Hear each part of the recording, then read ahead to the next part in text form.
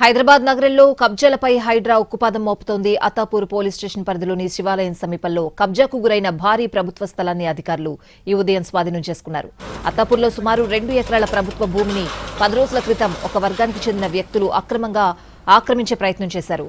రాత్రికి రాత్రే అక్కడ బ్లూ షీట్లు ఏర్పాటు చేసి కంచె వేసి కబ్జాకు పాల్పడ్డారు. స్థానికుల నుంచి అందిన సమాచారంతో రంగంలోకి దిగిన హైడ్రా అధికారులు రెవెన్యూ విభాగంతో కలిసి ఈ ఉదయాన్నే ఆపరేషన్ ప్రారంభించారు. దాదాపు 200 మంది పోలీస్ బలగాల మధ్య ఈ తొలగింపు ప్రక్రియ కొనసాగింది. కబ్జాదారులు ఏర్పాటు చేసిన బ్లూ షీట్లను, తాత్కాలిక నిర్మాణాలను జేసీబీలతో నేలమట్టం చేశారు.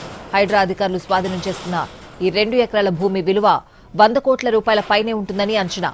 ప్రభుత్వ భూములను ఆక్రమిస్తే ఎంతటి వారైనా విడిచిపెట్టేది లేదని అధికారులు హెచ్చరించారు.